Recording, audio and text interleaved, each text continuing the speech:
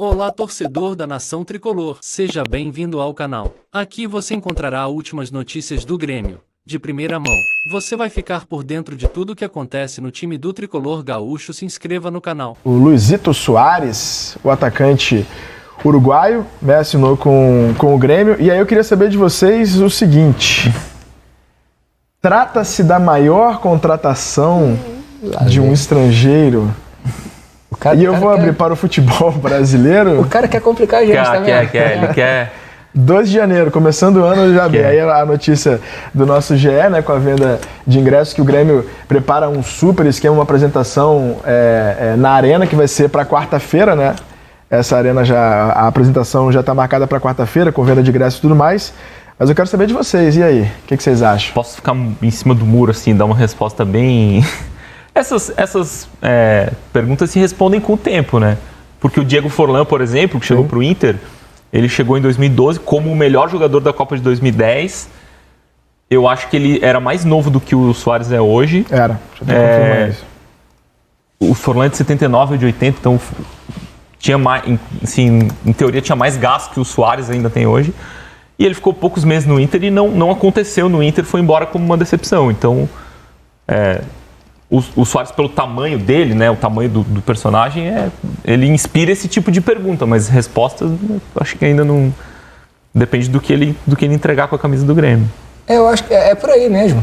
Por aí, Guido, porque a gente vai ficar falando sobre possibilidades, o que o jogador foi até chegar ao futebol brasileiro. A gente pode lembrar do Forlan, a gente pode lembrar do Seedorf no Botafogo, hoje é o Soares no Grêmio. Tem que ver o que ele vai desempenhar em campo. Então, para tirar vocês dois do muro, né? Já que o meu objetivo aqui é justamente provocá-los, né? Provocar. Então, vamos fazer aqui um critério. O critério é anúncio e apresentação, esquecendo o campo-bola. Tudo que envolve essa expectativa, a atmosfera criada em torno do anúncio e da vinda do Luiz Soares pro Brasil, pro futebol brasileiro.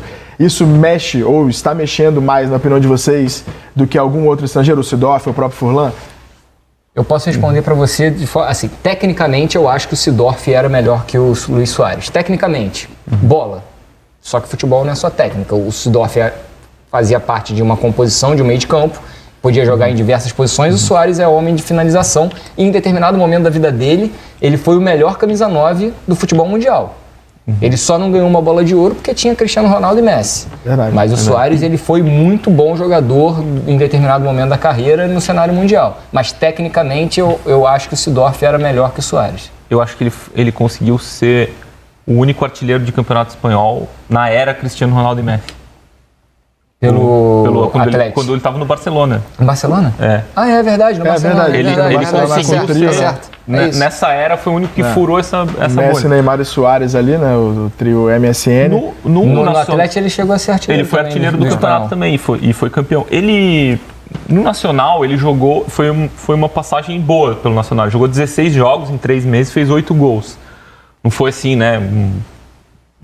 Uma profusão assim de gols, mas ele jogou muitos minutos, assim, ele aguentou bem, tanto que chegou em forma na Copa, fez uma Copa decente, assim, digna.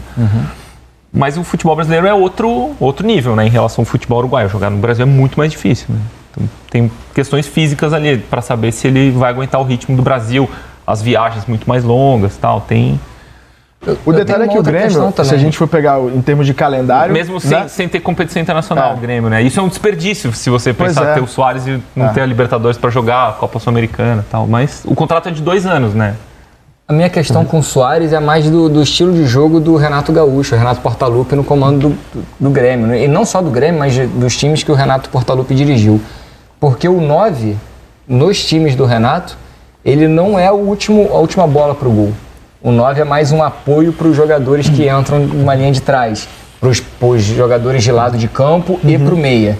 Então o 9 do Renato, ele sai muito da área para fazer esse pivô. Óbvio que o Soares vai fazer o pivô à beça com o Renato. Agora, só não sei se ele vai definir as jogadas, porque os times do Renato, eles não colocam o atacante de referência como último passe. O atacante de referência faz o passe de preparação. Só pra gente repassar aqui rapidamente como o Grêmio se prepara, né? Que o Grêmio retorna para a Série A nessa temporada. Então já tem as confirmações do PP, né? O volante ex-Cuiabá, O Reinaldo, lateral, o Everton Galdino, atacante, o Bruno Uvni, que estava livre no mercado, zagueiro, o Gustavinho, meio atacante, o Carbacho, né, que é o volante ex-nacional do Uruguai. Foi o melhor jogador do campeonato uruguaio. O Cristaldo, meia que estava no Huracan da Argentina, e aí o Soares, e aí tem também a possibilidade do Douglas Costa, né, que muita gente fala que pode retornar ao Grêmio e tal. Na opinião de vocês, esse elenco que o Grêmio está construindo aí para essa temporada de retorno à Série A, coloca ele em qual prateleira ali de início de temporada? Eu sei que tudo que a gente falar aqui, né, é aquela coisa, né, pode gravar aí, que pode ser que tudo mude, né? Mas a gente tem que... Ele tá querendo que a gente produza provas contra nós mesmos. É isso aí. Tô só rendendo o bloco. O planejamento do Grêmio para a temporada, com as contratações, é de um time que vai brigar do meio para frente da tabela, ali, entre os 10 primeiros, e aí, por mais que muitos times, quando venham da Série B, eles não façam um planejamento de brigar lá por uma vaga na Libertadores e tal, o planejamento do Grêmio me parece que é para brigar na parte de cima da tabela, pelo nível de contratações. Esse Bruno Vini que você falou, ele foi o capitão da seleção brasileira, campeão do Sul-Americano 2011 da geração do Neymar e do Lucas Moura. Casimiro era volante titular e o Bruno Vini era o capitão. Arequipa. Então, eu estava lá também. Estávamos juntos. Eu cobri esse Sul-Americano, trabalhava na Folha. Ninguém contrata o Luis Soares por 2 anos se não for para estar na Libertadores do ano seguinte. Sim. Esse é um... Verdade. Um sinal claro, assim, né? Então, acho que o Grêmio pretende... E o Grêmio acaba de vir de eleição presidencial. Então tem uma mobilização nova ali, né? O time que chega, que entra, quer mostrar serviço, quer mostrar para a torcida que veio para fazer alguma coisa diferente. O Grêmio vem machucado, né, de um rebaixamento, então tem uma mobilização extra, assim. E o Grêmio contrata um centroavante, o centroavante, né, quando o Inter está mais procurando centroavante no mercado, né? Verdade. E o Grêmio vai contra o Soares. Sempre também tem esse jogo da rivalidade ali.